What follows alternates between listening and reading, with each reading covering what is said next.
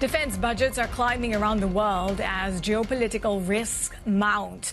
Bloomberg Intelligence sees a $300 billion revenue opportunity for contractors, driven by demand for radars, launchers, and interceptors. One company benefiting from that demand is Australian defense firm Electro Optic Systems. The company recently secured a €71 million drone defense contract from a NATO member country. Its clients include the US and Australian Defense Forces, plus Gulf nations in the Middle East. Joining us exclusively is Andreas Schwer, CEO and Managing Director of Electro Optic Systems. Andreas, really good to get you with us. Talk to us about the overall outlook. There's a lot of attention in this space. What do you see as the demand trajectory? How sustainable is it against this backdrop of a more militarized world that we are living in? Yeah, thanks, Avril. So indeed, Electro-Optic Systems is getting lots of attention from the marketplace.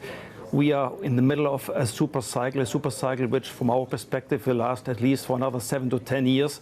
There's a surge demand in the terms of replenishment of all the emptied stocks, all the weapon systems which went into Ukraine to help Ukraine in its defending the position against the Russians.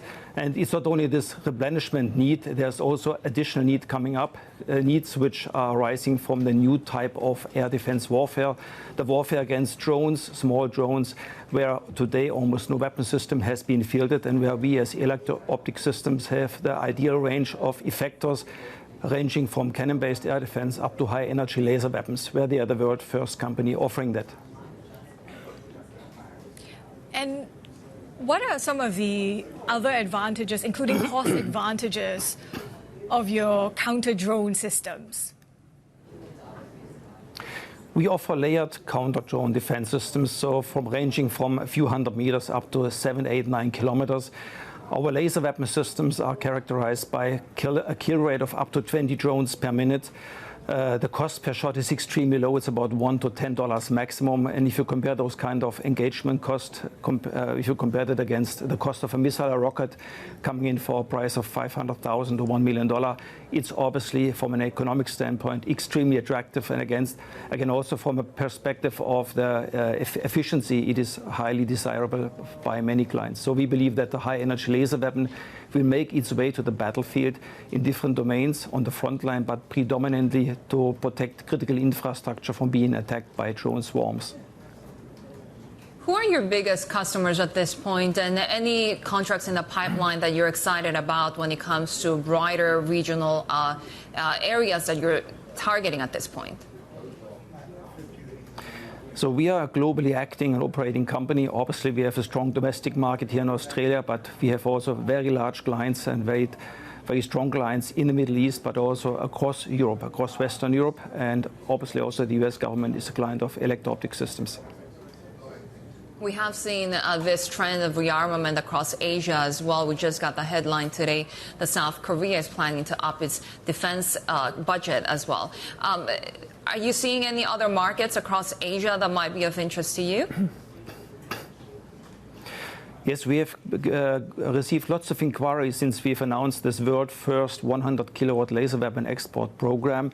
So ranging from all the Western type of Asian countries, NATO allies, they all are reaching out to us, asking whether we can localize our technology and whether we could become an element of the local domestic supply chain. And we are ready to do that. EOS owns all the IPs, and we are ready to localize and to transfer IPs to all of our customer and client countries.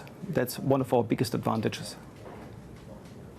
How else are you positioning the company to capture what your clients are asking for, some of these counter-drone requirements? I mean, we are very active in the counter-drone business, but obviously the classical ground-to-ground business remains important for the company. But we are about to transform our space business into what we call space control and space warfare business, enabling us as the only company outside the US to be able to engage against satellites from ground. So we can blind sensors from ground, satellite sensors from ground, and over the next few years, we will be able to also engage against entire satellites from ground, which is a unique and quite a war-decisive capability.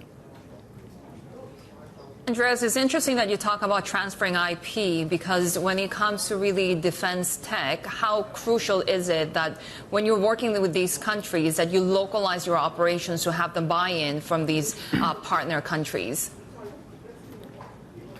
It's becoming more and more demanding, or a requirement which is absolute must do.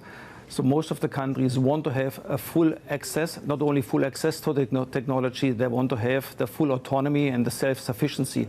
So they want to be independent. No dependency from any other country in terms of export control is acceptable in the future.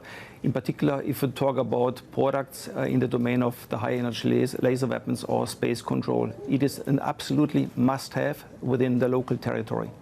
And all IPs needs to be residing there.